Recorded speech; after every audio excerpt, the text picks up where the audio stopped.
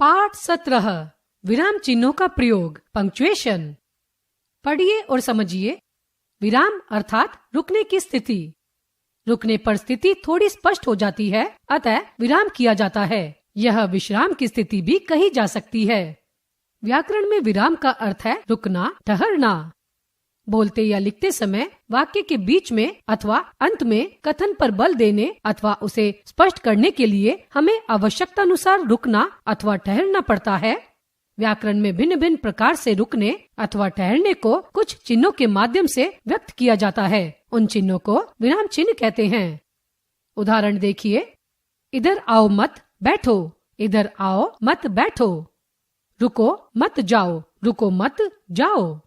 अल्प विराम का स्थान बदलने मात्र से इन वाक्यों के अर्थ में परिवर्तन हो गया है।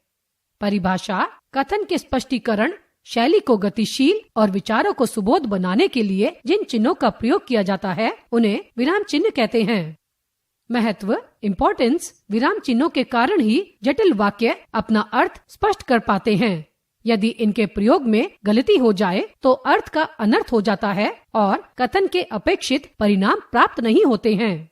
हिंदी में प्रमुख रूप से निम्नलिखित विराम चिन्हों का प्रयोग किया जाता है।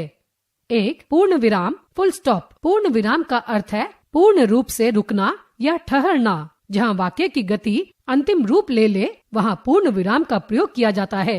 उदाहरण, लड़के क्रिकेट खेल रहे हैं, बाजार में बड़ी भीड़ थी। 2.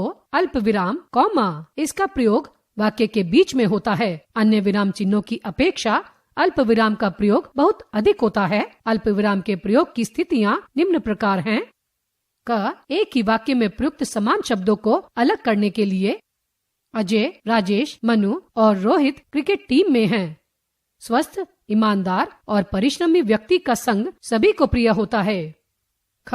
उपवाक्यों को अलग करने के लिए, जैसे वह चलता तो बहुत है परंतु पहुँचता कहीं नहीं। जो पहले आएगा पहले जाएगा। ग. उदाहरण से पहले अध्यापक ने कहा, गांधी जी कहते थे कि सत्य ही ईश्वर है। घ. संबोधन को शेष वाक्य से अलग करने के लिए तथा हाँ या नहीं के पश्चात। मित्रों, हमें समाज सेवा के कार्य को बोझ नहीं समझना है। हाँ, हम समर्थन करेंगे। नहीं, वे समर्थन नहीं करेंगे। अंग. पत्र में अभिवादन, समाप्ति, पता, दिनांक आदि के लिए। अभिवादन में पूज्य दादाजी, प्रिय मित्र। समाप्ति में भवदीय, आपका सस्नेह, आपका शुभाकांक्षी, आपका आज्ञाकारी पुत्र। पता 43 साकेत, लक्ष्मण विहार। दिनांक 11 मार्च 2023। 3. अर्ध विराम, सेमीकोलन। जहाँ अल्प विराम से अधिक व पूर्ण विराम की अपेक्षा कम रुकना होता है वहाँ अर्ध विराम का प्रयोग किया जाता है। जैसे राजीव, मोहन, अजय, सुरेश और गोपाल सब तैयार हैं। वे नैनीताल घूमने जाएंगे। सूर्योदय हो गया, हवा भी मंद गति से चल पड़ी, पक्षी चहचहाने लगे और कलियां खिल उठी। 4. प्रश्नवाचक चिन्ह, मार्क ऑफ इंटेरोगेशन। जिन वाक्यों में प्रश्न पूछा जाता है उनके अंत में प्रश्नवाचक चिन्ह का प्रयोग किया जाता है। जैसे तुम्हारा क्या नाम है, तुम कहाँ जा रहे हो। 5. विस्मयादि बोधक चिन्ह, मार्क ऑफ एक्सक्लेमेशन। इसे संबोधन चिन्ह भी कहते हैं। वाक्यों में आश्चर्य, हर्ष, घृणा आदि का भाव प्रकट करते समय अथवा किसी को पुकारते समय इसका प्रयोग किया जाता है। जैसे हे देव कृपा करो, बच्चों परीक्षाएं निकट हैं, उफ कितनी गर्मी है, शाबाश ऐसे ही उन्नति करते रहो। 6. उपविराम, कॉलन। उदाहरण या निम्नांकित का संकेत करने के लिए तथा नाटक के संवादों में उपविराम का प्रयोग किया जाता है। जैसे निम्नलिखित प्रश्नों के उत्तर लिखिए। निम्न उदाहरण प्रस्तुत हैं। नाटक के संवादों में सिकंदर, राजन, बोलो तुम्हारे साथ क्या सलूक किया जाए। पोरस, वही जो एक राजा दूसरे राजा के साथ करता है। 7. उद्धरण चिन्ह, इन्वर्टेड कॉमास। वक्ता अथवा लेखक की बात को ज्यों का त्यों बताने के लिए इस चिन्ह का प्रयोग किया जाता है। जैसे लोकमान्य तिलक ने कहा था, स्वतंत्रता मेरा जन्मसिद्ध अधिकार है। 8. योजक चिन्ह, हाइफन। इस चिन्ह का प्रयोग प्रमुख रूप से निम्नलिखित रूपों में होता है। क. शब्दों के युग्म के बीच में, जैसे कल कल, पल पल, जैसे जैसे, 3 3 बार आदि।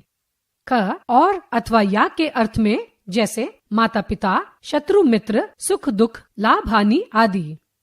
ग तुलनावाचक सा से सी से पहले, जैसे जरा सा, थोड़ा सा, थोड़े से, थोड़ी सी आदि। घ जब दो शब्दों में एक सार्थक और दूसरा निरर्थक हो, जैसे पेन वेन, थाली वाली, चाय वाय, पानी वानी आदि।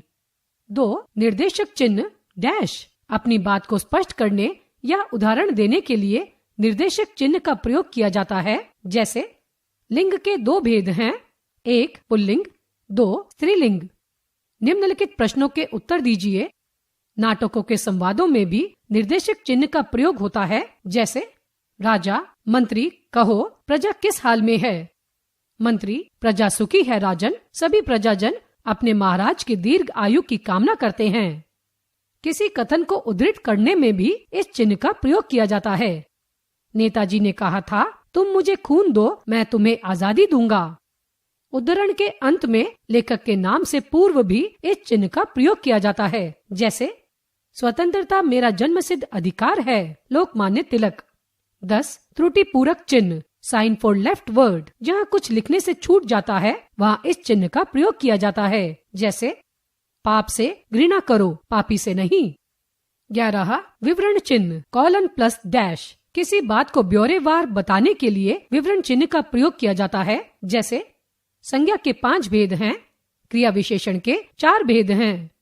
12 संक्षेप सूचक या लाघव चिन्ह मार्क ऑफ एब्रिविएशन। किसी बड़े शब्द को संक्षेप में लिखने के लिए उस शब्द का प्रथम अक्षर लिखकर उसके आगे शून्य या बिंदु लगा देते हैं, जैसे पंडित, डॉक्टर, प्रोफेसर। 13 कोष्ठक ब्रैकेट्स। जब किसी पद या वाक्यांश के अर्थ को उसी वाक्य के भीतर स्पष्ट करने की आवश्यकता समझी जाती है, तब कोष्ठक का प्रयोग किया जाता है, जैसे कर्म के आधार पर क्रिया के 2 भेद यानी कि अकर्मक व सकर्मक होते हैं। क्रम सूचक अंकों अथवा अक्षरों के साथ भी कोष्ठक का प्रयोग किया जाता है, जैसे 1, 2, 3, क, ख, ग